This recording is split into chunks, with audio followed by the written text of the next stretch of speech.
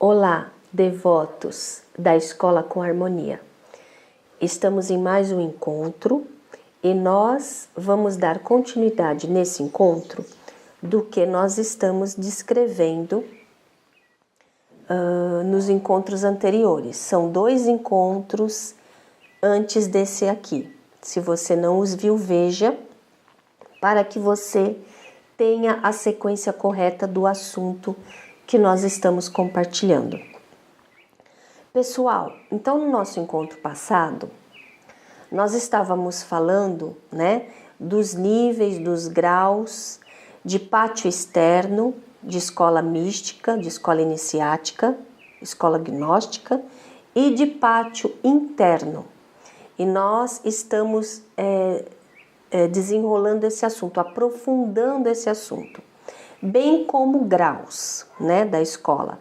E estávamos falando também que uma escola mística, um templo místico, um templo iniciático, ele tem dentro dele níveis, bem como uma escola iniciática, um templo iniciático, ou uma ordem iniciática, tem dentro dela outras ordens. Veja bem, às vezes uma escola nem tem uma ordem só dentro dela, tem mais de uma. E estávamos descrevendo isso nos encontros passados, não é? Nos 2 encontros passados. Então, vamos dar prosseguimento. Quando um devoto está lá dentro de uma escola mística, de uma escola iniciática, então ele está indo e aprofundando os graus. Então ele passa de um nível para outro, de um nível para outro, de um grau para outro, e cada vez que ele aprofunda mais, ele recebe um conhecimento mais profundo, ele recebe práticas místicas mais profundas, que nós chamamos de ferramentas de poder. E por que é necessário que ele caminhe e demore para ele receber? Porque ele precisa vivenciar o desenvolvimento que um determinado grau entrega para ele, para que depois ele consiga vivenciar um grau mais profundo. Existem aí as escolas antigas que dão símbolos disso para a gente, e nós vamos tratar disso nos pátios internos da Escola com Harmonia. Os 7 véus de Ísis, os 7 níveis, a nossa consciência conseguindo percepcionar outros níveis de realidade. Tudo isso o devoto vai desenvolvendo e vai aprendendo dentro de uma escola gnóstica. De sorte que quando esse devoto está caminhando, fazendo essa caminhada na senda mística, dentro da escola existem instrutores que observam os devotos. Você nem sabe daquele instrutor, você nem sabe quem ele é. Ele não é o instrutor ou a instrutora que está compartilhando conhecimento com você nos níveis, geralmente não é. Ele é um outro, que faz ali uma outra função, ou que está de vez em quando ali, e ele fica observando todo mundo. Ele consegue percepcionar muitas vezes a nossa energia, como é que nós estamos vivenciando. Talvez que ele só vá aparecer lá, ele ou ela, em momentos específicos, em práticas místicas específicas. E eles vão ficar acompanhando os devotos daquela senda. Existem, claro, muitas pessoas que são mais sensíveis e que sacam logo de cara ou depois de um tempo essa instrutora ou instrutor que fica observando, não é? Mas geralmente eles são meio que imperceptíveis, já faz parte da natureza deles. Muitas vezes ninguém nem vê. Mas e aquele que estava ali, aquela que estava na porta enquanto a gente estava trabalhando na nossa mandala? Aí o outro fala, mas quem estava na porta? Não vi ninguém na porta. existe muito isso, não é? Esse instrutor, muitas vezes, ele é imperceptível. E outras não, outras ele vem, faz uma palestra, ele vem trazer um tema, ele vem trazer uma prática mística, ele vem fazer uma meditação, uma prática de yoga para trazer para aquele grupo. Eu estou aqui compartilhando com vocês para que vocês, no vosso imaginário, vocês entrem em contato com essas realidades que existem e que são até muito comuns dentro dos templos místicos das escolas iniciáticas.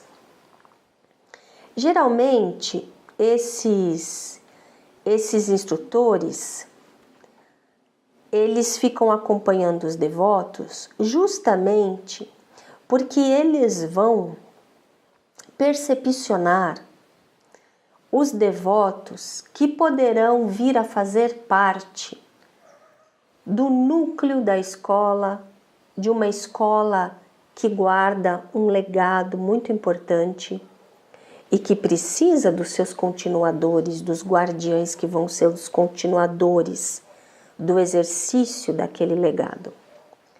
Então eles ficam acompanhando para percepcionar, para conseguirem se conscientizar dos que podem vir a ser os que vão receber aquele legado.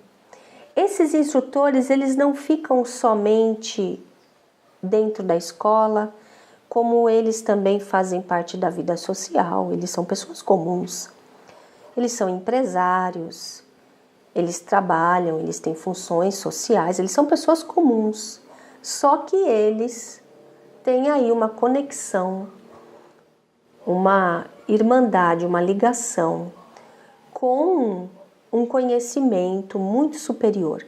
E ele não sai aí na sociedade falando disso, somente ele fala algumas coisas com quem ele percebe que tem maturidade espiritual para receber algumas informações que ele tenha para compartilhar. Eu tive a oportunidade de, na minha juventude, eu vou compartilhar com vocês para vocês irem se acostumando que esse universo existe. Ele parece meio fantástico, mas não é. Quando eu era ainda bem jovem, 20 e poucos anos, bem no começo, né, da idade de 20 anos, eu já trilhava aí algumas sendas, eu já fazia parte de algumas ordens iniciáticas dessas que eu citei os nomes nos outros encontros, fazia parte de mais de uma, não é? E também eu fui uma pessoa criada pela minha mãe, na primeira parte assim da minha vivência espiritual. Eu frequentei casa kardecista, eu fazia palestras. Desde o começo eu já tinha assim um engajamento, não é? Mas eu era uma pessoa curiosa e tinha um profundo amor e respeito pela mística, pelos mestres. Então eu fui conhecer mestres orientais, eu fui conhecer a messiânica, que muitos que nos acompanham sabem do meu profundo amor por ela. Eu sou uma pessoa eclética, porque eu sou maga, no verdadeiro termo da palavra maga. E eu então estava seguindo a minha senda mística e tive a oportunidade de me deparar um dia com um instrutor interno de templos místicos, quando eu ainda nem sonhava que isso existia, porque eu fazia uma prática, e eu vou falar isso para vocês irem vendo o universo cósmico, místico que existe. Eu fazia práticas espirituais como yoga e meditação. E eu estava tendo cursos na época com instrutores dessas práticas. E nessa época eu estava lendo o livro do Yogananda, guru muito amado, que muitos de vocês devem conhecer, Autobiografia de um Yogi. Então eu estava lendo aquilo. E eu já tinha comigo assim muita vivência mística. Eu sou uma pessoa que desde nova, a minha consciência, como muitos são hoje, eu não sou exceção, muitos são assim, a minha consciência consegue percepcionar outros níveis de realidade. E nessa idade, eu ainda estranhava algumas coisas que acontecia comigo. Hoje que eu já entendo exatamente o que é e sei dos vários com consciência de eternidade, como se diz, e outros termos, eu hoje já sou muito bem resolvida com isso. Mas naquela época eu já percebia outros níveis de realidade. E quando eu estava lendo a autobiografia de um yogi, uau, aquele livro é um portal onde Yogananda nos transporta também para um outro nível de realidade, não é? E eu entrei, e eu percepcionei muitas coisas. Tem uma passagem nesse livro onde Yogananda descreve que havia um amigo dele que queria ser iniciado em Kriya Yoga, mas ele morava num lugar muito distante, então não tinha como ele ir até a escola de Sri Yukteswar, mestre de Yogananda, para ser iniciado em Kriya Yoga. E Yogananda descreve que falou com esse amiguinho dele: fulano, peça mentalmente, ore para que Sri Yukteswar inicie você em Kriya Yoga nos níveis internos. Já que você não tem disponibilidade de ir até lá na escola dele, peça para ele iniciá-lo em níveis internos, e ele vai fazer, porque Yogananda tinha essa paixão, né? Essa vontade que todos se iluminassem. Eu não vou comentar a profundidade disso com vocês agora, mas vocês conseguem percepcionar o quão é profundo isso que Yogananda falou? Ele deu a entender que não existe tempo e espaço que nos impeça de estar em contato com o mestre. E quando Yogananda colocou isso nesse livro, eu entendi perfeitamente o que ele estava dizendo, porque já tinha a percepção de uma consciência ligada com outras realidades. Mas o fato de uma mestre da envergadura de Yogananda comentar isso abriu portas para mim, a nível de entendimento. E eu, como sou muito abusada e como outros vão dizer que eu sou maluquinha, que eu viajo, não é? Mas eu comecei a conversar com Yogananda. E eu falei assim para ele, a nível interno, certa de que ele podia me ouvir, porque eu conseguia sentir que a consciência de Yogananda já era uma consciência ampla e que ele, como Guruji que ele é e iluminado, conseguia se unir a uma consciência superior do absoluto. Isso eu vou explicar para vocês em níveis profundos se vocês quiserem.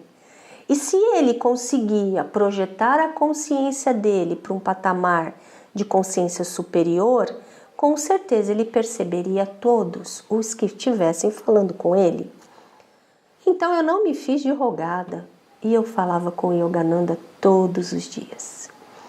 E naquela época eu também era uma pessoa que tinha uma vida mais restrita, morava num lugar acanhado, que eu não morava em grande metrópole, eu não tinha condições financeiras ainda, eu não tinha recursos de ir a algum lugar onde tivesse Kriya Yoga, eu nem sabia que já existia no Brasil, não é, a escola de Yogananda, e mesmo se eu soubesse aonde eu vivia, eu não tinha acesso. Então eu comecei a falar com Yogananda todos os dias. Yogananda, do mesmo jeito que Sri Yukteswar, você falou que ele pode iniciar, então você também não pode me iniciar daqui aonde eu estou? E eu falava com Yogananda todos os dias. E um dia, eu vou compartilhar isso com vocês para vocês saberem o que é que existe. Foi uma vivência mística que eu tive. Um dia eu estava no meu trabalho, porque nessa época eu tinha uma revistaria e uma livraria. Eu era uma empresária pequenininha que tinha esse pequeno comércio. E eu estava lá, trabalhando. E os clientes de todos os dias vinham até o meu comércio, o meu pequeno comércio. E eu vendia jornais e revistas também, então eu tinha os clientes de todos os dias, clientes que deixavam as encomendas feitas, tudo bonitinho. Eis que adentra no meu pequeno comércio, que era num bairro, adentra um senhor que tinha ali a idade de uns 70 anos, mais ou menos. Ele adentra e ele eu nunca tinha visto antes, ele não era meu cliente. Mas quando ele entra na livraria, eu olhei para a cara dele e eu sabia que eu o conhecia. E ele era um velho conhecido. Mas a minha mente racional dizia, não, mas eu nunca vi esse homem antes. E eu olhava para ele curiosa e ele ficava olhando as prateleiras com os livros. E ele se virava e olhava para mim, depois ele se virava e olhava para os livros novamente. E eu curiosa olhando para ele. Mas eu ficava ali sem graça, porque eu queria me lembrar de onde que eu o conhecia. E a minha mente racional dizia, você não conhece, nunca o viu. E num dado momento ele se vira para mim e ele sorri. E ele diz, você está me conhecendo? Aí eu olhei para ele e falei, puxa, me desculpa se eu conheço, o seu rosto me é muito familiar, mas eu não lembro de onde eu o conheço. E ele me disse assim, eu vou dizer e vou fechar aqui, para vocês ficarem com gostinho de quero mais. Ele me disse assim, quem me mandou aqui, eu fico arrepiada até hoje e me emociono até hoje. Quem me mandou aqui foi Yogananda. Nossa, você fala alto. Ele me disse que ele escuta a sua voz todos os dias. Vocês acreditam? Então, no nosso próximo encontro, eu vou continuar esse assunto para eu situar para vocês no que ele se encaixa, tá bem? Até lá, fiquem na luz do Mestre Yogananda.